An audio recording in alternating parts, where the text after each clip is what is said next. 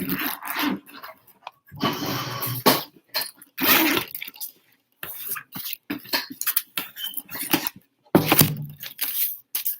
y'all.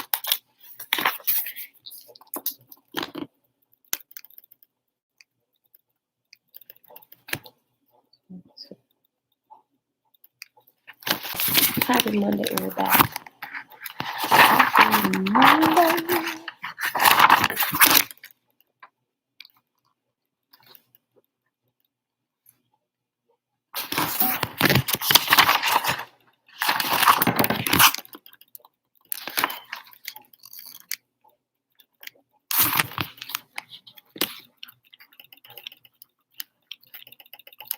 All right, y'all.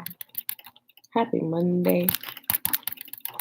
It is July the 19th, 2021, day 210 of year 3 of reading through the books of the law and the prophets, and of the 3-year consecutive day count.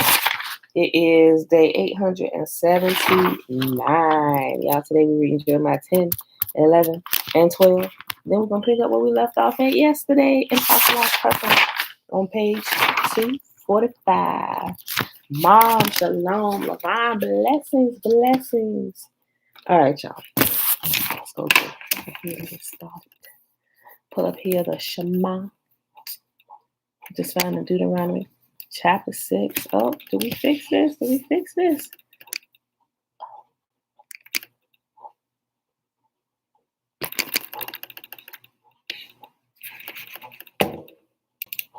Oh.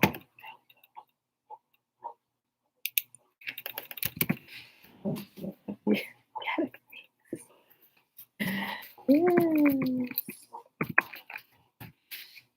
Okay. There we go. Boom. Okay.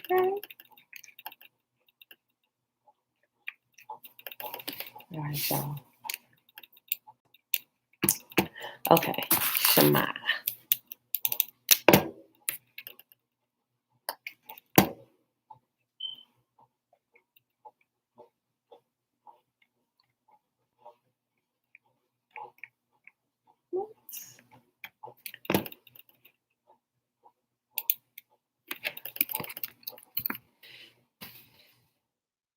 Okay, there we go.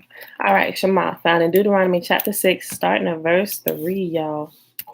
Hear, therefore, O Israel, and observe to do it, that it may be well with you, and that you may increase mightily, as Yahuwah, the Elohim of our fathers, has promised us, in the land that flows with milk and honey. Hear, O Israel, Yahuwah, our mighty one, he is one. And you shall love Yahuwah, your Elohim, with all your heart, with all your soul, and with all your might. And these words which I command you this day shall be in your heart, and you shall teach them diligently unto your children, and shall talk of them when you sit in your house, when you walk by the way, when you lie down, and when you rise up. And you shall bind them for a sign upon your hand, and they shall be as frontlets between your eyes. And you shall write them upon the posts of your house and on your gates. And Yahuwah commanded us to do all these statutes, to fear Yahuwah, our mighty one, for our good always, that he might preserve us alive, as it is at this day. And it shall be our righteousness if we observe to do all these commandments before you, who are our mighty one, as he has commanded us. All right, y'all. So remember, that means to think about what we're thinking about, right? Not just talk about it, meditate on it, think about it, because what happens here in life, in 3D, real time, right? What we meditate on is what becomes, right? If we continue to meditate on it, we'll begin to play it out. So that is the sign between the frontlets of our eyes and on our hand. The hand represents the action. The frontlets between our eyes is talking about what we think about, what we meditate on, right? And what's going on inwardly will display itself outwardly. We shall write them upon the posts of our house, meaning command our household in these ways of life, right? And on our gates, right? Anybody that enters, right? The city, everything, it should be. But the thing that we can control is our own household and how we act when we go out into the city gates, right? So if everybody do their own part, the city will be good. All right, Jeremiah chapter 10. Kim, Peace and blessings. All right. Idolatry brings destruction. Hear the word that Yahuwah speaks to you, O Israel. This is what Yahuwah says. Do not act like the other nations who try to read their future in the stars. Do not be afraid of their predictions, even though other nations are terrified by them. Their ways are futile and foolish. They cut down a tree, and the craftsman carves an idol. They decorate it with gold and silver, and then fasten it securely with hammer and nails so it won't fall over. Their gods are like helpless scarecrows in a cucumber field. They cannot speak, and they need to be carried because they cannot walk. Don't be afraid of such gods, for they can neither harm you nor do you any good. And clearly we know that they're still trying to do this. There are people who are trying to read their future in the stars, right? It's a time clock. There are certain things that you can tell, but you are not to try and predict your future by these things, right? Use them for their intended purposes, right? It's a time clock. It's to teach us about nature, and you can, that's simply what you use it for, people. Don't go ahead and try and read your horoscopes and all this stuff, right?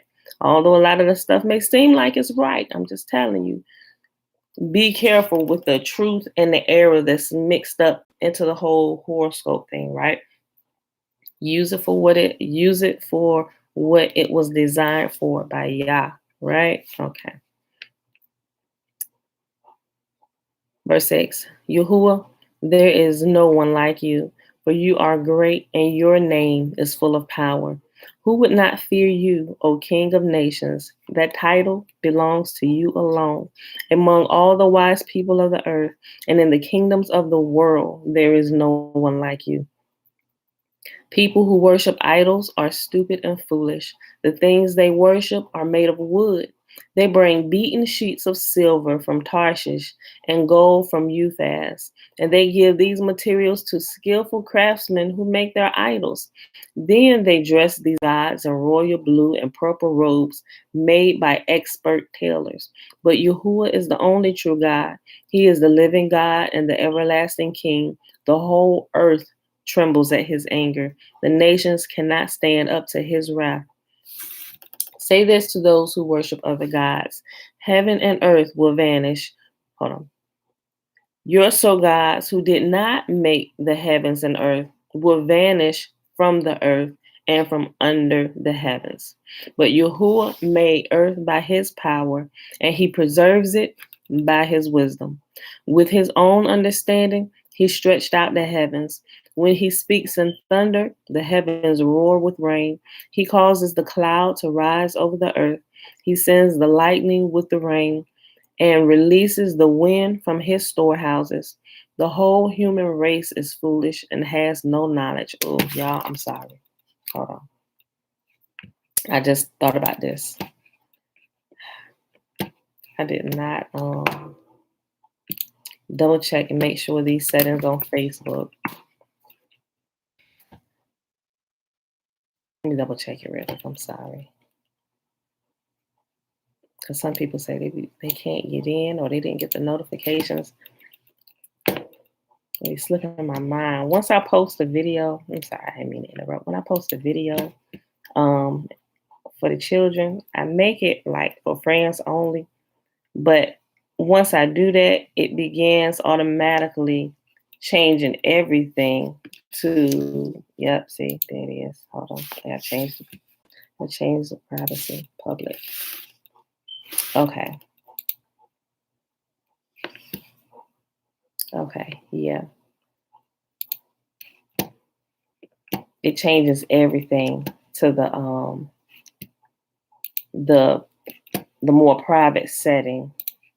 And then I don't realize it's doing it if I don't check it in the morning. I said I was gonna check it, but I forgot, but I just remember right now, so I'm sorry for interrupting the reading, y'all. Okay. Josiah, shalom. Devon and Dana, shalom. Okay.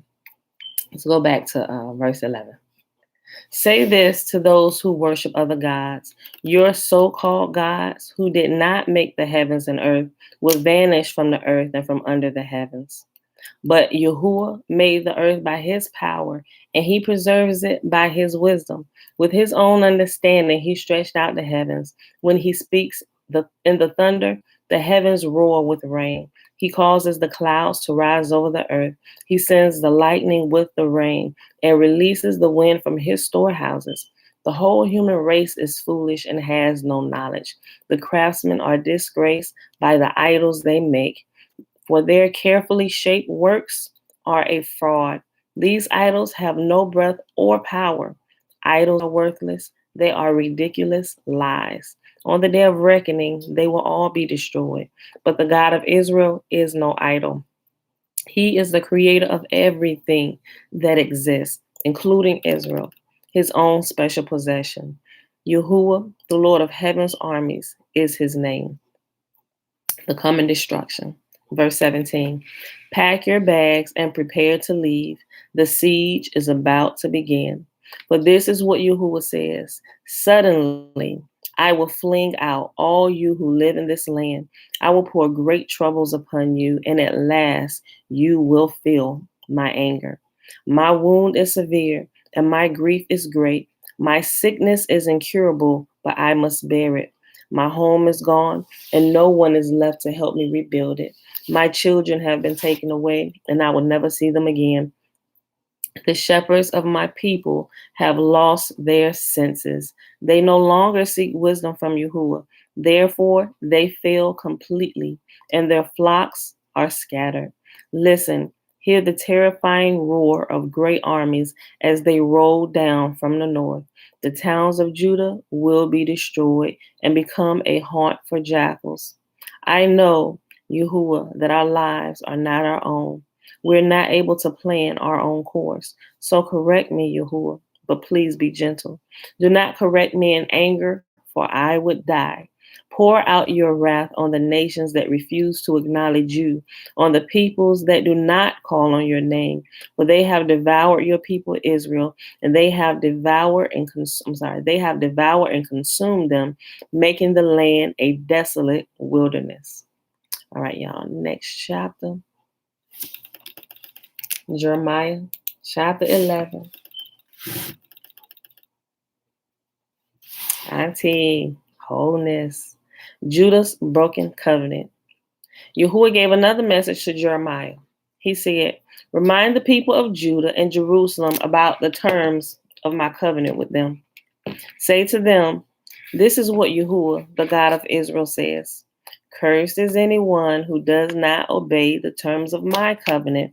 For I said to your ancestors when I brought them out of the iron smelting furnace of Egypt, if you obey me and do whatever I command you, then you will be my people and I will be your God. I said this so I could keep my promise to your ancestors and give you a land flowing with milk and honey, and the land you live in today. Then I replied, Amen, Yah, may it be so. And then Yahuwah said, broadcast this message in the streets of Jerusalem. Go from town to town throughout the land and say, remember the ancient covenant and do everything it requires. For I solemnly warned your ancestors when I brought them out of Egypt, obey me. I have repeated this warning over and over to this day. But your ancestors did not listen or even pay attention. Instead, they stubbornly followed their own evil desires. And because they refused to obey, I brought upon them all the curses described in this covenant.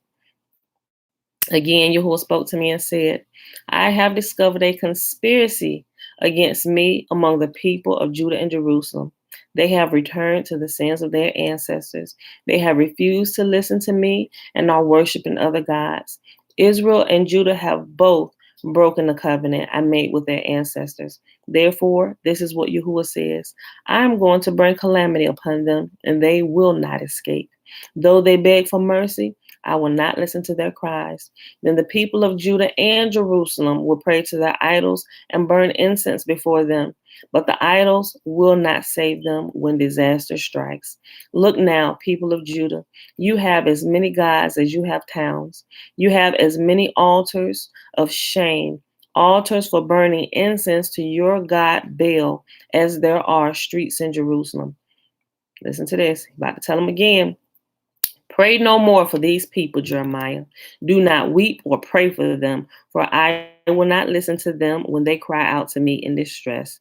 Do right. What do my beloved people? Oh, yeah, I was reading that wrong. I thought I was reading it wrong. What right do my beloved people have to come to my temple when they have done so many immoral things? Can their vows and sacrifices prevent their destruction? They actually rejoice in doing evil. I, Yahuwah, once called them a thriving olive tree, beautiful to see and full of good fruit. But now I have sent the fury of their enemies to burn them with fire, leaving them charred and broken. I, Yahuwah, the God of heaven's armies, who planted this olive tree, have ordered it destroyed. For the people of Israel and Judah have done evil, arousing my anger by burning incense to Baal, a plot against Jerusalem. Then Yahuwah told me about the plots my enemies were making against me. I was like a lamb being led to the slaughter. I had no idea that they were planning to kill me. Let's destroy this man and all his words, they say. Let's cut him down so his name will be forgotten forever. O Yahuwah of heaven's armies, you make righteous judgments, and you examine the deepest thoughts and secrets. Let me see your vengeance against them, for I have committed my cause to you. This is what Yahuwah says about the men of Anathoth who want me dead. They said, we will kill you if you do not stop prophesying in Yahuwah's name. So this is what Yahuwah, the Lord of heaven's army, says about them. I will punish them. Their young men will die in battle, and their boys and girls will starve to death. Not one of these plotters from Anathoth will survive, for I will bring disaster upon them when their time of when their time of punishment comes. Last chapter for the day, Jeremiah chapter 12. Okay. Jeremiah questions Yahuwah's justice. Yahuwah, you always give me justice when I bring a case before you. So let me bring you this complaint. Why are the wicked so prosperous? Why are evil people so happy? You have planted them and they have taken root and prospered. Your name is on their lips, but you are far from their hearts. But as for me, Yahuwah, you know my heart. You see me and test my thoughts. Drag these people away like sheep to be butchered. Set them aside to be slaughtered. How long must this land mourn? Even the grass in the fields has withered. The wild animals and birds have disappeared because of the evil in this land. For the people have said, Yahuwah doesn't see what's ahead for us. Yahuwah's reply to Jeremiah. If racing against mere men makes you tired, how will you race against horses? If you stumble and fall on open ground, what will you do in the thickets near the Jordan? Even your brothers, members of your own family, have turned against you. They plot and raise complaints against you. Do not trust them, no matter how pleasantly they speak. I have abandoned my people, my special possession. I have surrendered my dearest ones to their enemies. My chosen people have roared at me like a lion of the forest, so I have treated them with contempt. My chosen people act like speckled vultures, but they themselves are surrounded by vultures. Bring on the wild animals to pick their corpses clean. Many rulers have ravaged my vineyard, trampling down the vines and turning all its beauty into a barren wilderness. They have made it an empty wasteland. I hear its mournful cry. The whole land is desolate, and no one even cares. On all the bare hilltops, destroying armies can be seen. The sword of Yahuwah devours people from one end of the nation to the other. No one will escape. My people have planted wheat, but are harvesting thorns. They haven't warned them.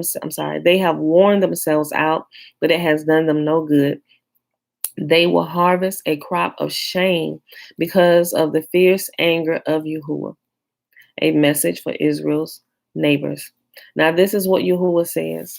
I will uproot from their land all the evil nations reaching out for the possession I gave my people Israel. I will uproot Judah from among them, but afterward I will return and have compassion on all of them. I will bring them home to their own lands again, each nation to its own possession. If these nations truly learn the ways of my people, if they learn to swear by my name, saying, as surely as Yahuwah lives, just as they taught my people to swear by the name of Baal, then they will be given a place among my people. But any nation who refuses to obey me will be uprooted and destroyed. I, Yahuwah, have spoken. And that was the last chapter for today, y'all. That was Jeremiah 10, 11, and 12. All right, so let's head on over here to Fossilized Customs. Demi, shalom, sis, shalom. All right, y'all. Okay, so we left off on page 245. What was we talking about yesterday? I forgot. Oh, we were still talking about the Sabbath and the new moons and the relationship between the two and how you can decipher one from the other and how you can't just apply one thing to all the other months. And so it was bringing distinction between and, like this one and this one. Not that and is a conjunction, like they're the same, but it's differentiating them, like Sabbaths and new moons are different. And just because one is a rest day doesn't mean that the other is a rest day, because they're in the same tense, in the same sentence, and joined by the word and. So it kind of gave a couple examples and stuff. And I think I gave a couple stories. I gave a couple examples. Okay. So I marked right here. I'm thinking if I should. Let's just go back up. Wait a minute.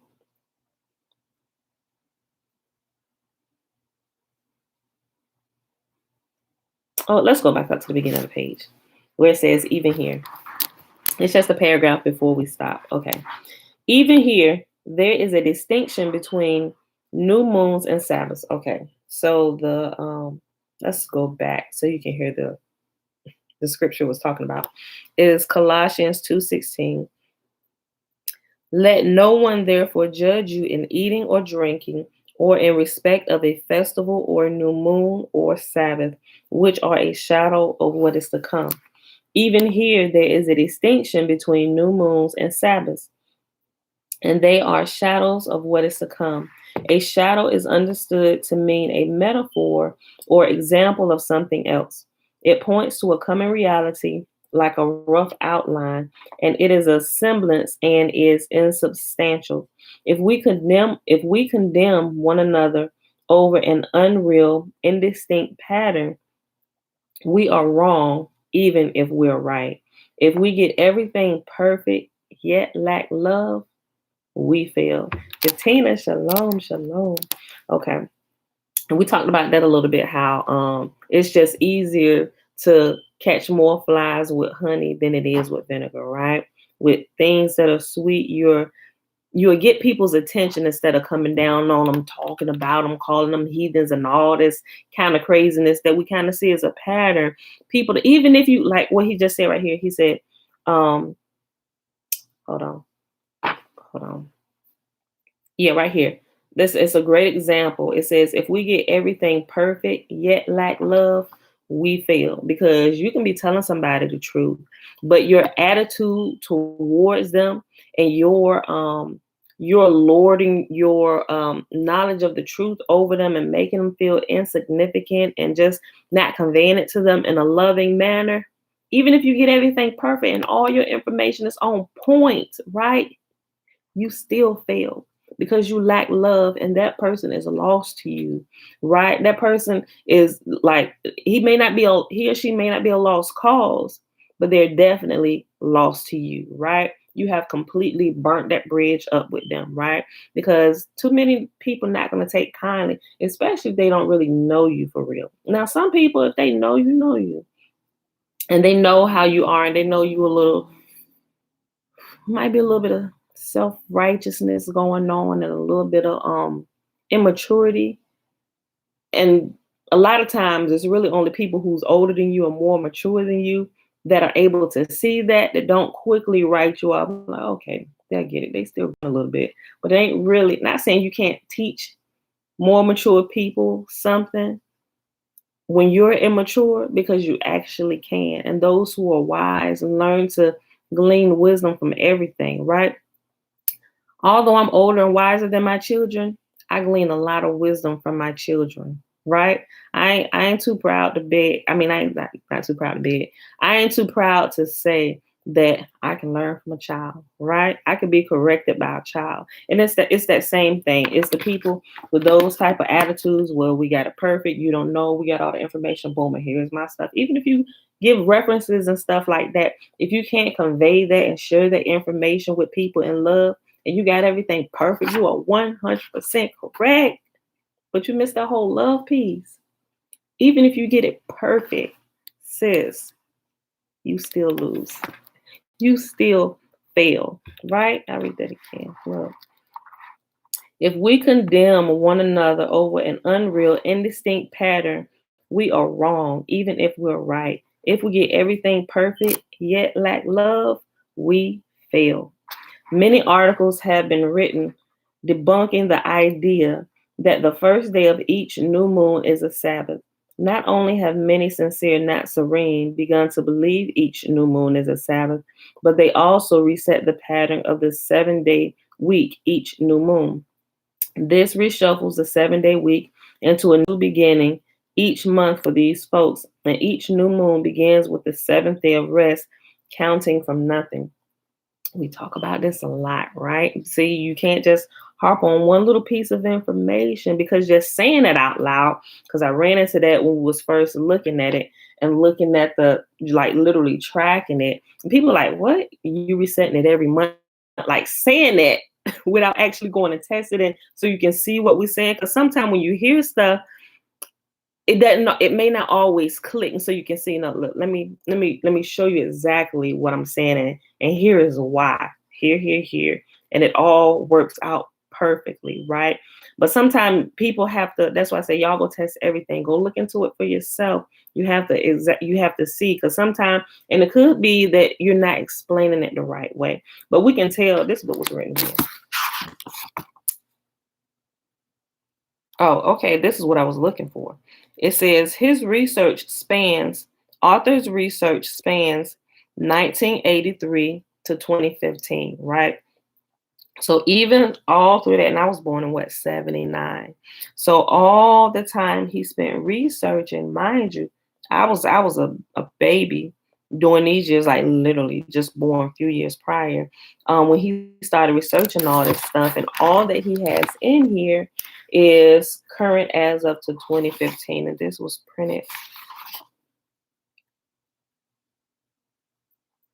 This was printed a year later in 2016.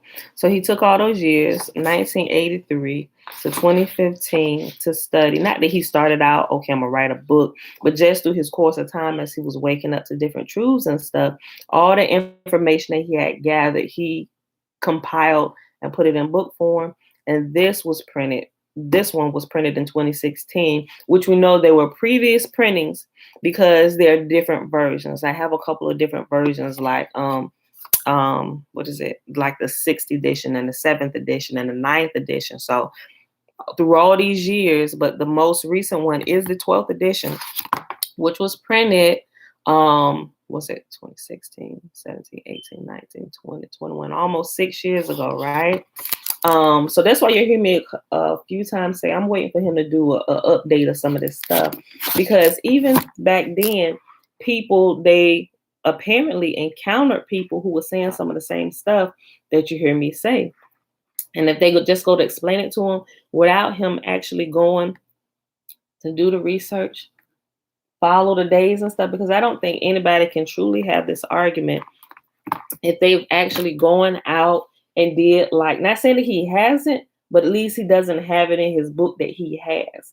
Like, you can't continue to have one point of view when you actually go to test something and see that something is off. And so clearly, even his day before compiling this, he's running to people who have actually been saying this because he's talking about it right here.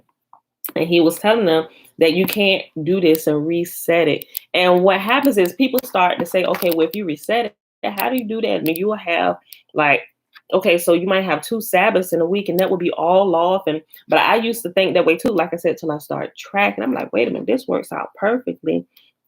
And there's still never like 2 Sabbaths, like literally 2 weekly Sabbaths.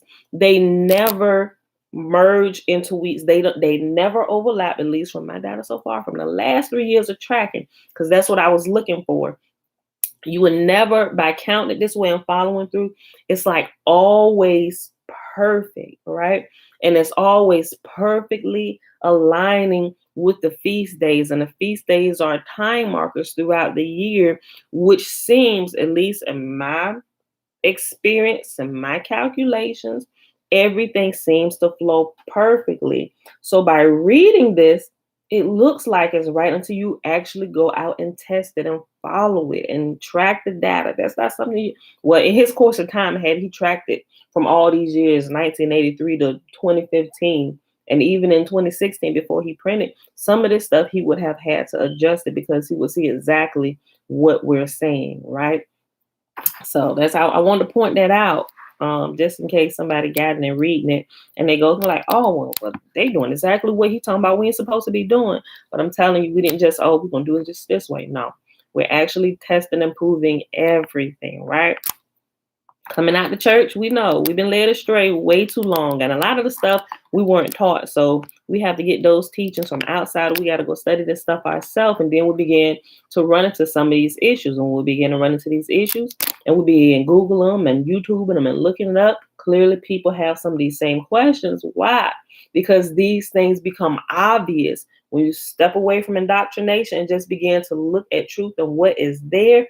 Normal questions in the course of life, or just like children, but why? But why? But why? Like they're innocent questions because they're truly wondering why. Like their whole curiosity begins to be renewed in you because you begin to see things with fresh eyes when you're not plugged in. And that whole source of power feeding you the indoctrination and lies and sweet stories and stuff, all that stops. You got a time to detox, right? And you got your thoughts now that can rise to the surface because nobody else is constantly preaching at you and hollering and teaching you error, right? So when you stop that, you get a break. Like there's literally a break. There's a silence, right? And now your voice can surface to the top. I'm like, I never noticed that before. Well, I remember my pastor was saying this, but wait a minute. I didn't notice something. They ain't never mentioned this, or, oh, snap. Pastor, did you know this was in here? Like, I never heard you read it. I know you say take out your Bibles and read this, but you always stop right there. But what about this? So, and it's like, but why? But why? Wait a minute. But okay, so you never said this. This looked like it's saying something else from what you was teaching us. It was saying like all this stuff begins to kick in. Natural questions begin to arise. And everybody begins to have some of these same questions, right? Because it's obvious and it would seem to be common sense. But some things aren't so common to some people, right? But when we begin to ask these common sense questions, like, why you got 2 eyes on your face then, right? And people like, just common sense questions and people treat you like you stupid, but they only do that because it's one or two things. Either they themselves don't know and they're too prideful to tell you, look, I don't know. I can't even tell you for real, but that's a good question, right? Or 2, they know and they see you are a direct threat to the income of their household, of their livelihood. Because if you start talking to people about this, they might all start asking questions and withholding their tithes and offering from the church bucket, right? Or whatever ministry they got, right? They look at you like a threat, right? So I just wanted to bring that out. So I'm just saying, test everything. I know we're gonna read over some stuff that I completely go against, right? But I keep on reading it just to point these things out, just in case you missed the first few times I talked about it. And why we do it is because we test it. Now, if we continue to move on and we testing stuff and we run into something we've never run into before, we're gonna pause for a second. Wait a minute, okay. Here's a new variable. Okay, let's see. Has this been, or when we recognize a new variable, wait a minute, has this always been there? Have we just not seen it? Okay, wait a minute. Okay, let's go back. We got to look through this whole thing again and just make sure that we're not off, right? And so we do that. That's what a good researcher does, right? Be diligent, be good stewards. Don't just take stuff and run with it, but actually test stuff.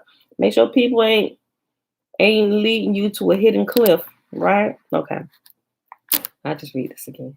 Many articles have been, oh, I went all the way back up. Hold on. Oh, no, it didn't. Okay. Many articles have been written debunking the idea that the first day of each new moon is a Sabbath. Not only have many sincere Nazarene began to believe each new moon is a Sabbath, but they also reset the pattern of the 7-day week each new moon. This reshovels the 7-day week into a new beginning each month for these folks, and each new moon begins with the seventh day rest, counting from nothing. The final few days of this pattern chop the last week of their month off with the abrupt arrival of a sudden seventh day. That absolutely does not happen, right? So if you read this, I can see what he's saying, but that's why I say you definitely have to test this, because if he tested that, he will see that it doesn't. It's like a perfect flow. Right? Okay. It is not, well, he's saying it's not harmonious at all, but it completely is. You have to test that. And it takes a couple years to get the pattern and actually understand it, right? Because at first I was like, oh, yes, there is a sun and there is a moon. Okay. I'm going out there. Okay, the Big Dipper. What is that even? I hear people talking about it, like getting familiar with what's actually in the sky, and where they're positioned at different times of the day. And the more you look at it, you know how sometimes you just got to read over stuff until you like get it. That's literally what I had to do. Like I probably have to read over stuff more than others until I get it. Sometimes it just takes me a little while to get stuff, but since I know that, I'll just keep reading it. That's why I don't know. Some people are like, how you can? I was like, because I know how I learn. I know, especially if you're getting real high tech with terminology and stuff. I'm like, look, can you break this? Can you break this down to me like you was explaining this to my 4-year-old daughter? But I know that about me, so I know the more I read it, and I have to go look up terms. I have to make sure that I understand point by point. Then I have to read it over again. Okay, a little bit more, click in, then a little bit more, click in, and then a little bit more, click in, until okay.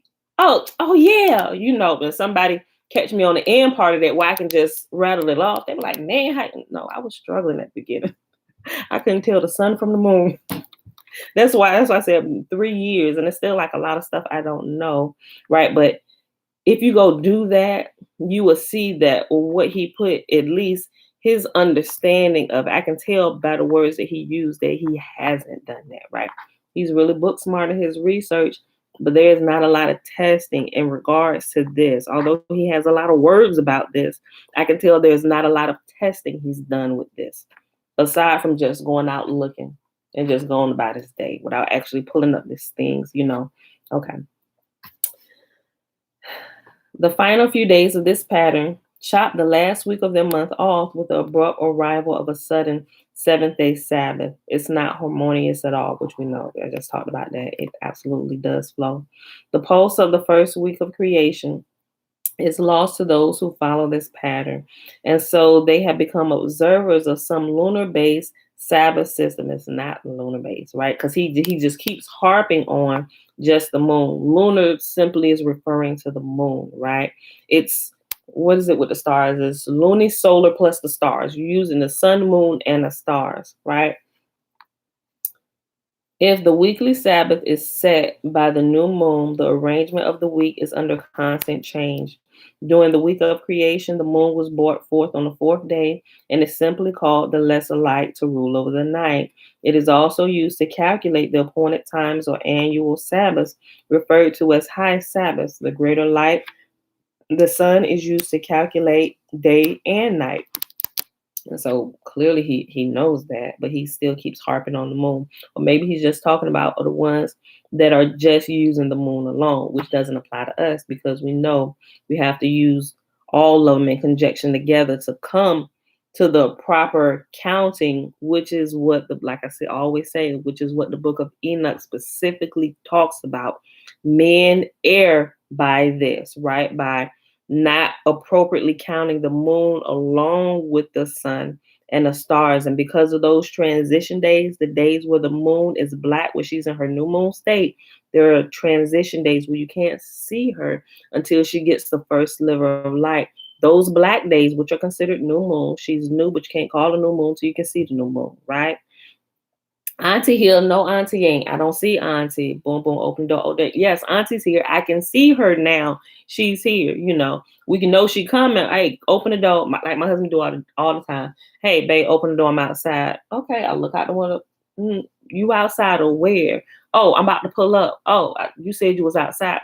You know what I meant. But I know, just like we know the new moon is coming, because this is the time we know this black, we know, okay, she coming, right? He done called me, okay, I just by the time he coming. But I can't call because the kids gonna be like, I'm like, kids, the dad is here. They run to the window. No, he not. Oh, there you go. We can see him. We can see that. Same thing with the new moon. That's how you begin calculating. When you can see, oh, there she go. We can see her now, right? Just in case some people get kind of confused about that, right? Everything can be proven. Exodus 16, verse 1 tells us that the Israelites were traveling on the 15th day of the second moon. How this will be weighed by Yahuwah, the righteous judge of us all, is unknowable. He told us that stumbling blocks would come, but woe to those through whom they come. Those who ignore the Sabbath each week, the real one, are cut off from Israel, and death is proclaimed as their judgment. If the moon were involved in such a vitally important operation as calculating the weekly Sabbath, it seems he would have mentioned it somewhere in his Torah. Even through the 29.5 days in each moon, even though the 29.5 days in each moon don't divide evenly by 7, this doesn't matter to them. The moon comes and they reset their week, and it begins the new moon day as a Sabbath. It doesn't. See, even that is wrong. But you do have people, I've run into them. Some people say, like, there is one, I'm not gonna call any names, but there is somebody that I follow on YouTube, and he has good teaching. Some stuff is a little off, but some stuff is correct. But I like him. Why? Even though some of his stuff is a little off still, I've known him to adjust his teachings. He was like, oh, family, and him and his wife, right? Oh, we made a mistake. Forgive me. I didn't look at this. And they're real big on putting the calendar out. And sometimes some of the days are off, and they use the book of Enoch a lot. But I'm like, how do you use this and you say this and it's still off? Like, have you not, like, that's the part I don't quite get. But I do get it because they still heavily rely and line up everything with what the Jewish people are saying. And once I realized that, I'm like, oh, that's what they're doing. That's why. And so everything that they do always lines up with what the Jewish people are doing. They even say the new year begins in September during Rosh Hashanah. Yahuwah does not say that. The new year for us begins when? During Passover time, right? Because Yahuwah specifically said this. I even asked a question. Never responded to my question. I'm like, please explain this to me. How are you still calling this? I said, maybe I'm looking at something wrong.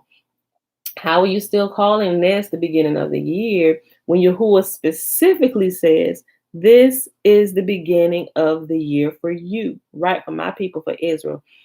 Passover time is the Passover month is the first month of the year for you, and always is, right? Uncle JB, he never changed that. So it's little things like that, but he's still going with that. But I've noticed him to change other things once he goes and really looks into it, and he's convinced that he realized, oh, they were right. He will adjust. So that's why I keep looking at him, because their heart is good, right? And they seem like really genuine people, and they anybody that watches them knows that they will correct themselves once they realize it's wrong.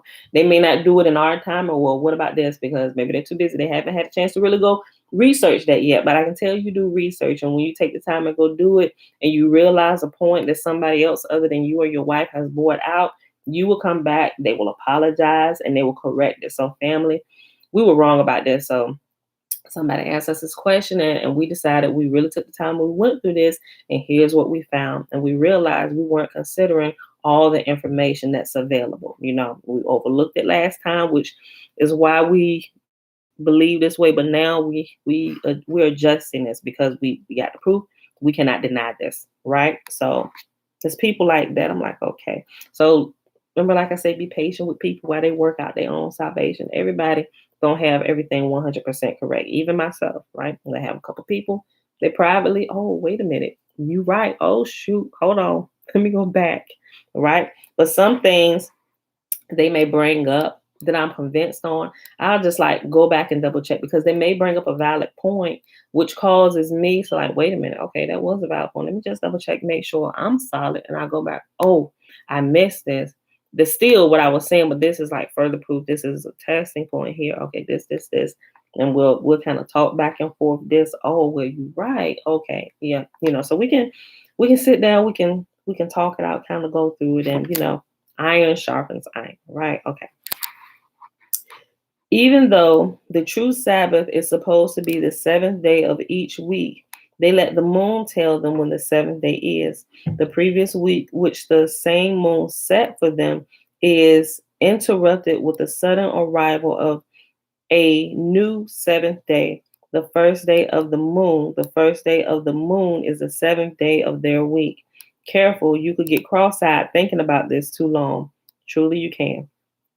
This week is simply not in the sky, but set by the counting of days. The greater light determines these days, and we all have what? He missed a word. The greater light determines these days, and all we have to do, no, we didn't. I missed the word. And all we have to do is count to 7, the number of completion. How could anyone possibly go for such a system? They read scriptures which make them get panicky and so hunt for other clues. Amos chapter 8, verse 5 brings out a question many claim links the week to the moon. When does the new moon pass so we sell grain, and the Sabbath so we trade our wheat to make the ephah small and the shekel large, and to falsify the scales by deceit, to buy the poor for silver and the needy for a pair of sandals, and sell the chaff of the wheat. The context of this verse in Amos shows that these are a list of things Yahuwah finds displeasing to him. The moon worship of that period had led many to observe strange customs, blending it with his Torah. If we add to the Torah by reading something into the meanings of the sentences like Amos 5, we can trouble ourselves. According to the Torah, resting on the new moon from work only applies to one of the new moons. The particular new moon spoken of in Amos 5, 8, and 5 was the 7th moon, the harvest time of some grain they wish to sell. Here is a list of reasons the lunar Sabbaths are in error. So while we're going through this list, remember he is just simply talking about the people who only use the moon. Remember, I just want to keep repeating this just in case. We do not only use the moon, and he knows that he's talking about those who only do that. And just in case some people have gotten confused, because I talk about it a lot, mind you that we're using not just the moon, although you can identify the months by them, but if you sit and you calculate it, you will know that what we're saying can be proven, right? So we're not just using only the moon over here, right? We use the sun, the moon, and the stars, okay? But he's talking about those who just use the moon. All right. Here is a list of reasons the lunar Sabbaths or the moon calculation Sabbaths are in error. Reason number 1, Torah doesn't know about it. The Sabbaths of Yahuwah are listed at Leviticus 23, verses 1 through 44, and Deuteronomy chapter 16, verses 1 through 18. These are listed carefully, and only one new moon is designated as being distinguished from the other common new moons as a day of resting from labor. No indication is given that any other new moon is Kodesh or set apart as a day of rest in any way. Further, there is no hint that the weekly Sabbath is related in any way to the moon phases. This is entirely a misreading of the text in Isaiah chapter 66, verse 23. If Father Yahuwah wanted us to know that every new moon was a Sabbath, all he had to do was say so. By the act of telling us that the seventh new moon was a Sabbath, he told us by deduction that the other new moons were not days of rest, and therefore he distinguished the seventh new moon for us. And clearly, if we're paying attention, if we reading through the stories, like especially during the time of King Saul and the time he had it out for David, you would notice when they have a new moon festival, like it wasn't a Sabbath. They actually feasted on those days. So it will call it out, and we know like he said, just by deduction, looking at some of the other scriptures of what they did when the new moon, when it was the new moon, the beginning of the month, they had feasts. So the time that David was missing, they were actually having the new moon feast. And Saul asked Jonathan, "Hey, David's seat is empty. Where is he?" But David had already told Jonathan, "Look, if your daddy start looking for me, tell him this, because he out for me, and I ain't trying to go sit at the festival tonight and he kill me at the table with everybody." I just kind of I added some words to that. But if you're familiar with the story, that's essentially what he said. He like, "I ain't showing up, your daddy trying to kill me, right? I ain't gonna be there. So give him this story or something." The first night it was a couple day festival that they celebrated, and I think it was the second day when Saul noticed that David wasn't there, where he actually asked Jonathan, "Hey, is David sick or something, or he might be unclean?" Right? So first he thought the first day, okay, he might be sick, or he may have done something in the course of the day which caused him to be unclean, so he can't be here. So Saul did the same thing the first night. But the second day, when he was missing, he asked Jonathan, right? Okay. But it's a couple different places like that where they call out the new moon days where they're actually feasting and stuff, and it wasn't a Sabbath. Like they aren't Sabbaths, right? I agree with that. New moons aren't Sabbaths, but some people actually teach that they are. All right. Okay. Reason number 2. There are examples of work done on the first day of the new moon. So clearly we know. At Genesis 8, verse 13, Noah removed the covering of the ark he spent 100 years building. It was the first day of the moon. At Numbers 1 and 1, the first day of the second moon. Where's your bracelet? It's upstairs. I didn't put it on. It's on my nightstand. I checked and I don't know where it is. Because it's probably covered up. There are examples of work done on the first day of the moons. At Genesis 8:13, Noah removed the covering of the ark he spent 100 years building. It was the first day of the moon. Make sure you put some Vaseline on your lips, Sootie. At Numbers 1 and 1, on the first day of the second moon, a census was taken of all of Israel. How odd is that? At Ezra chapter 7, verse 9, this prophet was journeying on 2 new moons, right? So he called the stuff out that I just mentioned. All right, reason number 3. The Sabbath is the 7th day of each week after 6 days work. But if you restart each new moon with this Sabbath rest, then it becomes the 7th day of a new week without having a previous 6 work days for that week. And that sounds logical, but when you actually calculate it out, y'all, it just, even looking at my data would show that that's not how it actually falls out. Saying that it sounds logical, but when you actually track it, it flows perfectly. I'm not sure if anybody, since you started, I'm not sure if you're doing it, but if you're following it how we've been following it, you will see if you actually write it down in a calendar and look at the data, it flows perfectly. There's always Let me show y'all. Like, because what he's saying, I'm telling you, I gotta go to the bigger month. Like, it flows absolutely perfectly, right? There's not like an extra day in a week, like there is 8 days, or then you got 2 Sabbaths like back to back where you got 2 work days. What he's saying is sounding logical, but like I said, when you write it down and you observe it and you track your data, you will see it flows freaking perfectly. There's not a day missed. Hold on, I'm gonna show you a couple months because I got them highlighted here. I can show you all year. I could go get my books from the last couple years and show you the pattern. Okay, so I'll show you. I got it highlighted. Okay, so what's this? This is Mom. Yes, boo. Look, that's a new Vaseline. Get the one up there. Okay, so let me show you real quick. Okay, so right here in January, right? And so clearly at the beginning of the year, hold on, let me put this up here so you can see. So see where these were X'd out at? This is where I calculated wrong, right? And I was like, oh shoot, we ain't supposed, because remember I told you, I said, technology is great, but technology can be flawed depending on who put the information in there, right?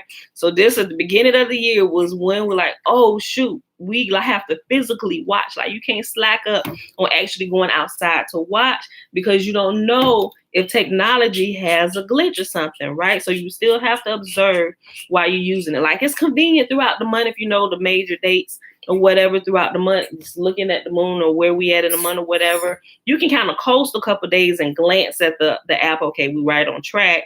But what I noticed though, there's one app that didn't adjust their days, but there was one app that did and actually showed it right. Okay, so here's where I miscalculated, and then I realized, oh shoot, the new moon didn't show. What? And that was when everybody was like, wait, everybody missed it. So that means everybody didn't got laziness in using technology, right? At least the people that I saw. So I fixed it, right? And right here. And then when the new moon falls, it's perfectly. That's why when you hold on, can you see that? Every time a new moon falls, it's like I got to figure out how to explain this on how it does it, because look, people like, how do I explain this? And he brought it up, but I still think this is being explained the wrong way. Okay, well, the first day the moon wasn't there. Like he didn't even create this till like the 4th day because he just brought it out here, right?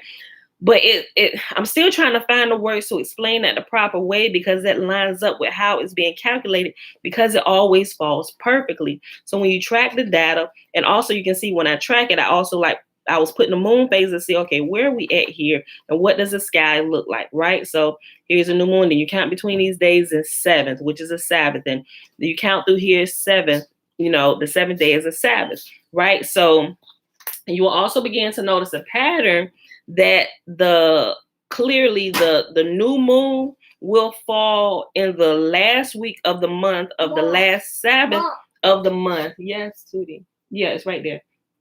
So when you calculate it, they're never. I cannot get it. Okay, we gotta wait a minute. Cool. There is never, the way it's calculated, like I said, it's always perfect. So there's never an extra day in the week, like an 8-day week, or there's not a day taken away. Oh, wait, it's only 5 days.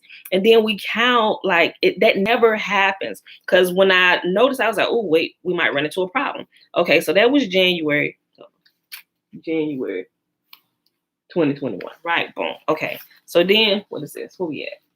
Oh, I'm skipping all the way to April. Hold on. Look, I'm just trying to show y'all the patterns. Like I know y'all get it, but I'm gonna show you here, right? Okay. So even here, like, right, because this is from the previous month. This is the last week of that month where I miscalculated and I pre-wrote out everything in here and I had to go and cross it out. This was the actual Sabbath, right? So then we follow, and 7 days from there was an actual, the new moon showed up, and then there's a Sabbath, and you go through, right?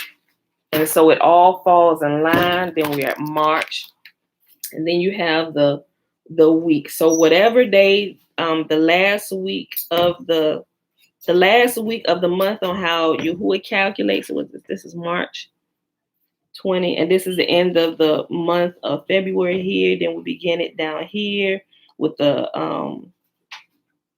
cycle, and then the Sabbaths fall here. It's like, remember the new moons from the data, new moons are like the line leaders of the Sabbaths for that monthly period, right? I hope this makes sense to y'all. I may not be explaining it the right way. That's what I'm kind of like trying to show you, like how I calculate it. And I tried to highlight it. Yes, Tootie. Look, this is easy. Yes, it's easy. Don't break it, right? So it's not over here. Okay. So since it's like towards the end of the month, it's going to pick up over here. That was April. I don't know if y'all can see all this. I'm just trying to show y'all when you calculate it, you will see how it falls, right? They just like all fall in line. And it's like the days are always perfect. There's always 6 working days, no matter where the new moon falls at when you calculate it and you count it, it's just always like the perfect counting of the days and everything. So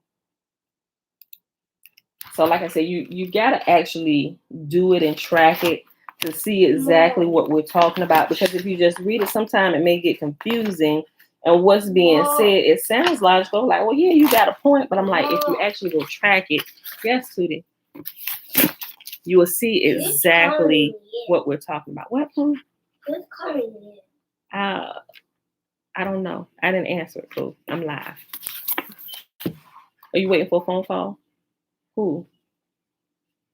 You didn't get on. I didn't get on it, but who you waiting to call? No, I said you.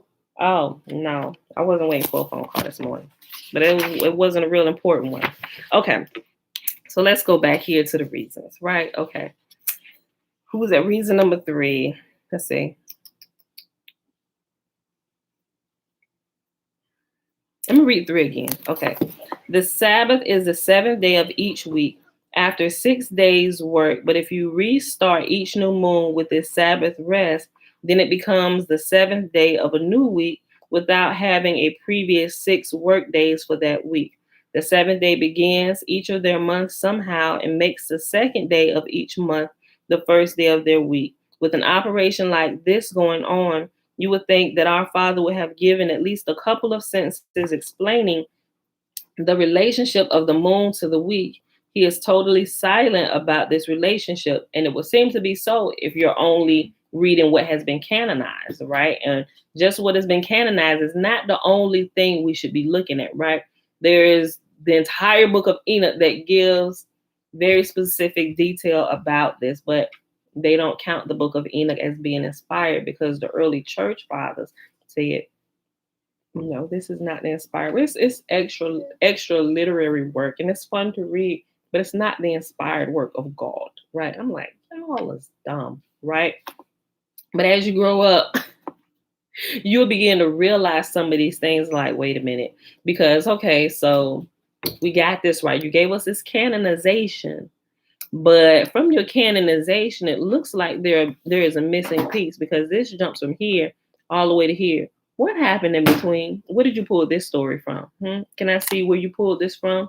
Because it looks like you only added in here what you wanted to be here. Like the canonization, like the Holy Bible, is literally the entire Bible is literally cliff notes of bigger scrolls that are out there. And they're telling you this right here. This is all we want y'all to know. Only this is inspired. And it's not. It's absolutely not. Yes, baby. How do I take this off? Oh, you got to unravel it. And a lot of people don't realize that, especially if they're full of indoctrination, right? Oh, I can.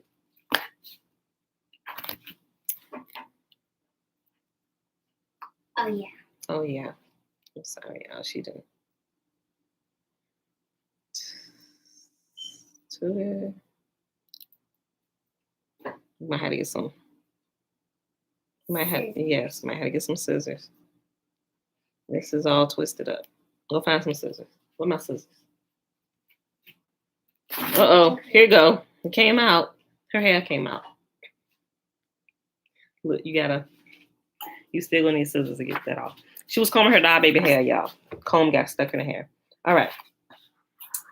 He knows how, hold on, let's see. But he is totally silent about this relationship. Again, these ideas don't come directly from Torah, but are inferred from phrases embedded in sentences. He knows how easily confused we can be, so not mentioning something. So by not mentioning something this important, it would have to mean that he is hoping to trick us. Okay, which is not true, right? Because it's. Can you lift it up? He's not hoping to trick us. It's just we're lacking information, right? So people are running with something that they have half information on. But if you take it all and put it together, I ain't gonna keep harping on it. Oh yeah, reason 4. Oh my gosh, we're at an hour and 5 minutes. Okay, let's read reason 4, then we'll pick back up tomorrow with reason 5. Mommy. Hold on, Pootie. Reason 4. The moon circles the earth in a period of approximately 29.5 days. For thousands of years, the same side of the moon has faced the earth perfectly synchronized with its orbital period and rate of rotation. Scientists cannot explain this circumstance, and mathematicians will tell you that it is almost infinitely probable to ever develop this way on any planetary system in the universe. And yet, the planet we all happen to live on has this bizarre, unlikely situation. If our Creator can do this, then He could just have as easily made the week fit into the moon's orbit by division and made the moon orbit in exactly 28 days. I see. Then He could have also told us to watch for the new moons and rest on each one. He could have also told us that each one of the new moons was also a 7th day of the week. Okay. That sounds logical, but like I said, when you put in the other information from Enoch and the other numbers that it gives and it shows you, because this is how here, and the moon is lit like 20 days out of the week, right? That's a perfect number you can kind of divide by, like seriously. So his information in here to me as of this day is incomplete with this printing, because I didn't study the book of Enoch a lot, and I may not have it all down packed, but some of this stuff I know he's missing information on. So I hope you enjoyed the reading for the day, y'all. We are over our hour mark today, and it's Monday. People gotta get to work, right? And if you're supposed to be at work, you better go ahead and get off of here and render Caesar unto what is due unto him, right? Render to Caesar what is due unto Caesar, and render what is due unto him, right? All right, so that was Fossilized Customs, page 245 to page 247. We read Jeremiah chapter 10, 11, and 12. Guys, it is Monday, July the 19th, 2021, day 210 I keep pressing of year 3 of reading through the books of the law and the prophets. And on the 3-year consecutive day count, day 879. Yeah. All right, so hold on. Mom, let's all do it. Let's all do it. Hold on, wait, girl. Hold on. Okay, right there. Hold on, put this up. Here, video.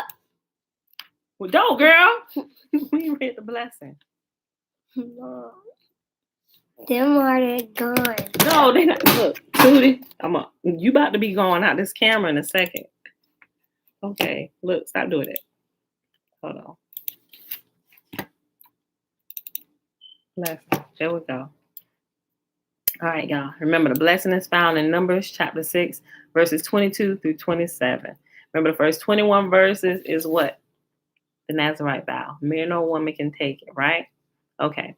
And Yahuwah spake unto Moses, saying, Speak unto Aaron and unto his sons, saying, On this wise ye shall bless the children of Israel, saying unto them, May Yahuwah bless us and keep us. May Yahuwah make his face to shine upon us and be gracious unto us. May Yahuwah lift up his countenance upon us and give us peace. And they shall put my name upon the children of Israel, and I will bless them. All right, beautiful people. We out of here. Sally, shalom, shalom. All right, y'all. That's it. I'm going to do this one. Okay, you do that one. All right, y'all. I'll see y'all back here tomorrow, bright and early, 7:15 a.m. Eastern Standard Time. Peace.